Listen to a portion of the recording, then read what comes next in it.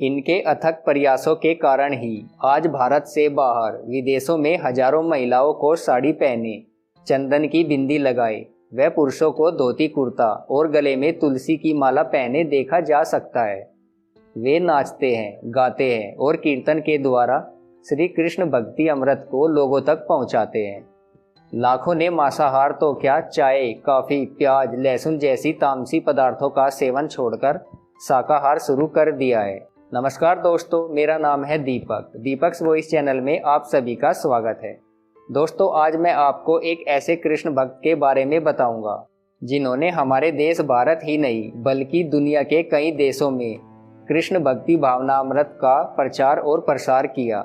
इनके प्रयासों से आज दुनिया के कई देशों में श्री कृष्ण के सैकड़ों मंदिर हैं।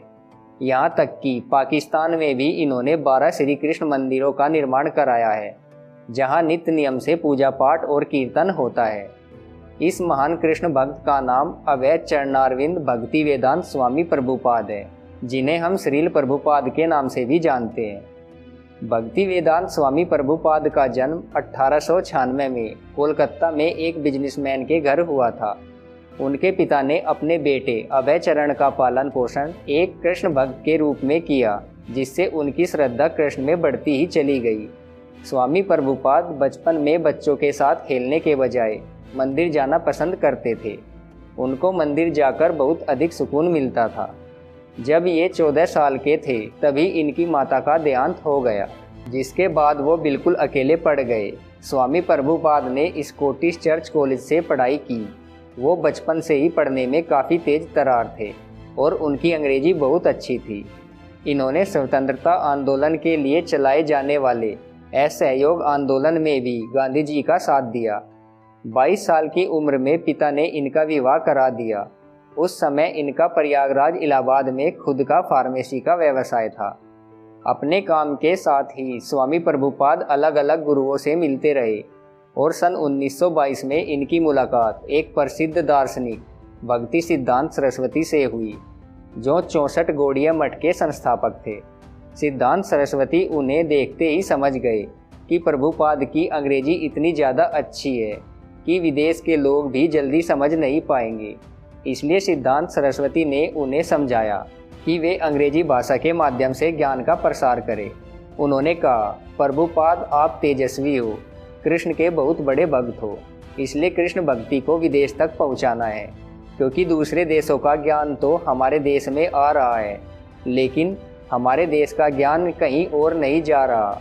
स्वामी प्रभुपाद ने अपने गुरु की आज्ञा मानते हुए श्रीमद् भगवद गीता को अंग्रेजी में लिखना शुरू कर दिया। वो दिन रात मेहनत के साथ ट्रांसलेट करने में लगे रहे और लगभग 1 साल के भीतर उन्होंने श्रीमद् भगवद गीता को अंग्रेजी में लिख दिया। एक दिन स्वामी प्रभुपाद जब घर आए और उन्होंने अंग्रेजी में लिखे हुए पन्नों को नहीं देखा तो वो घबरा गए। उन्हें लगने लगा कि 1 साल की मेहनत बर्बाद हो गई। फिर उन्होंने अपनी पत्नी को बुलाया और उनसे पूछा, क्या तुमने पन्ने रखे हैं? उनकी पत्नी बोली कि मैंने चाय खरीदने के लिए वो पन्ने कबाड़ी को बेच दिए। 64 साल की आयु में स्वामी प्रभुपाद ने गृहस्थ जीवन से अवकाश लेकर वानप्रस्थ ले लिया ताकि वो अपने लेखन को अधिक समय दे सके। फिर कुछ समय बाद वो वृंदावन चले गए और वहां जाकर अनेकों साल तक गंभीर अध्ययन और लेखन में संलग्न रहे। 1944 में श्री प्रभुपाद ने बिना किसी सहायता के एक अंग्रेजी पत्रिका आरंभ की, जिसका सारा कार्य वह स्वयं करते थे। बैक टू गॉड हेड नामक यह पत्रिका पश्चिमी देशों में भी चलाई जा रही है और 30 से अधिक भाषाओं में अभी भी छप रही है। प्रभुपाद के दार्शनिक ज्ञान एवं भक्ति की महत्ता पहचान कर गौड़ीय वैष्णव समाज ने 1947 में उन्हें भक्ति वेदांत की उपाधि से सम्मानित किया, जो अब उनके नाम के साथ जुड़ा है। श्री प्रभुपाद सितंबर 1965 ईस्वी में अमेरिका गए। जब वह भारत से अमेरिका के लिए रवाना हुए तो उनके पास कुछ किताबों और कपड़ों के अलावा कुछ नहीं था। वो यहाँ से मालवाहक जहाज से अमेरिका पहुँचे। उनके पास पैसे भी नहीं थे, ना ही कोई अमेरिका में उन्हें जानता था, लेकिन महज 1.5-2 साल में ही उन्होंने वहाँ कृष्ण भक्तों का एक ग्रुप खड़ा कर लिया। करीब 1 वर्ष के बाद जुलाई 1966 में उन्होंने अंतर्राष्ट्रीय कृष्ण भावनामृत संघ यानी इस्कॉन की स्थापना की। उन्होंने अपने जीवन का आखिरी दशक संस्था को स्थापित करने में ही बिताया। चूँकि वह सोसाइटी के नेता भी थे, इसलिए उनका व्यक्तित्व और प्रबंधन कौशल इस्कॉन के विकास और उनके मिशन की पहुंच के लिए जिम्मेदार थे। 1966 में इस्कॉन को स्थापित करने के समय उन्हें सुझाव दिया गया था कि शीर्षक में कृष्ण चेतना के बजाय भगवान चेतना बेहतर होगा, लेकिन उन्होंने इस सिफारिश को खारिज कर दिया। उन्होंने कहा कि कृष्ण के नाम में भगवान के सभी रूप और अवधारणाएं शामिल है। भक्तों के बढ़ने के बाद न्यूयॉर्क में भी एक मंदिर स्थापित किया गया था। 1967 में सैन फ्रांसिस्को में एक और केंद्र शुरू किया गया और वहां से उन्होंने पूरे अमेरिका में अपने शिष्यों के साथ यात्रा की। सड़क पर चलते हुए चिंतन, पुस्तक वितरण और सार्वजनिक भाषणों के माध्यम से आंदोलन को लोकप्रिय बनाया गया। श्री भक्ति वेदांत प्रभुपाद स्वामी का सबसे महत्वपूर्ण योगदान उनकी पुस्तकें हैं। भक्ति वेदांत स्वामी ने 60 से अधिक संस्करणों का अनुवाद किया। साथ ही वैदिक शास्त्रों, भगवद गीता, चैतन्य चरितामृत और श्रीमद् भागवतम का अंग्रेजी भाषा में अनुवाद किया। इन पुस्तकों का अनुवाद 80 से अधिक भाषाओं में हो चुका है और दुनिया भर में इन पुस्तकों का वितरण हो रहा है। आंकड़ों के अनुसार अब तक 55 करोड़ से अधिक वैदिक साहित्यों का वितरण हो चुका है। श्री प्रभुपाद के ग्रंथों की प्रामाणिकता, गहराई और उनमें झलकता उनका अध्ययन अत्यंत मान्य है।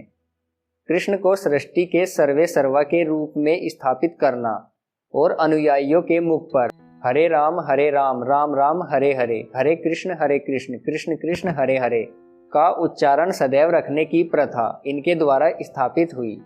न्यूयॉर्क में प्रारंभ हुई कृष्ण भक्ति की निर्मल धारा धीरे धीरे पूरे विश्व के कोने कोने में बहने लगी। कई देश हरे राम हरे कृष्णा के पावन भजन से गुंजायमान होने लगे। अपने साधारण नियम और सभी जाति धर्म के प्रति सद्भावना रखने के कारण इस मंदिर के अनुयायियों की संख्या लगातार बढ़ती जा रही है। हर वह व्यक्ति जो कृष्ण में लीन होना चाहता है, उनका यह मंदिर स्वागत करता है। स्वामी प्रभुपाद जी के अथक प्रयासों के कारण 10 वर्ष से कम समय में ही पूरे विश्व में लगभग 108 मंदिरों का निर्माण हो चुका था। इनके कारण ही पाकिस्तान में 12 इस्कॉन मंदिर है। आज भी इन मंदिरों में भगवद गीता पर कथा की जाती है। 14 नवंबर सन 1977 ईस्वी को कृष्ण बलराम मंदिर वृंदावन धाम में अप्रकट होने के पूर्व तक श्री प्रभुपाद ने अपने कुशल मार्ग निर्देशन के कारण इस्कॉन को विश्व भर में 100 से अधिक मंदिरों के रूप में विद्यालयों, मंदिरों, संस्थानों और कृषि समुदायों का वृद्ध संगठन बना दिया। आज विश्व भर में इस्कॉन के 800 से ज़्यादा केंद्र, मंदिर, गुरुकुल एवं अस्पताल आदि है। सन 1966 से 1977 के बीच लगभग 11 वर्षों में उन्होंने विश्व भर का 14 बार भ्रमण किया तथा कृष्ण भावना के वैज्ञानिक आधार को स्थापित करने के लिए उन्होंने भक्ति वेदांत इंस्टीट्यूट की भी स्थापना की। यह अपने जीवन में मात्र 2 घंटे आराम करके 22 घंटे काम करते थे। 12 साल में इन्होंने विश्व के कई देशों में एक मंदिर से 108 मंदिर बनवा दिए एवं जगन्नाथ की रथ यात्रा भी विश्व भर में इन्होंने ही शुरू की थी। फूड फॉर लाइफ के नाम से भी इन्होंने फ्री खाना शुरू कराया। इस्कॉन मंदिर में आज भी 14 लाख बच्चों को इस्कॉन मंदिर खाना बनाकर देते हैं। श्री प्रभुपाद जी का निधन 14 नवंबर सन 1977 में प्रसिद्ध धार्मिक नगरी मथुरा के वृंदावन धाम में हुआ। कहा जाता है कि जब यह मृत्यु शैया पर लेटे हुए थे, तब भी यह गीता ज्ञान के उपदेश को रिकॉर्ड कर रहे थे। दोस्तों, श्री कृष्ण के महान भक्त अभय चरणारविंद भक्ति वेदांत स्वामी प्रभुपाद के ऊपर बनाया गया ये वीडियो आपको कैसा लगा, हमें कमेंट बॉक्स में कमेंट करके जरूर बताइएगा।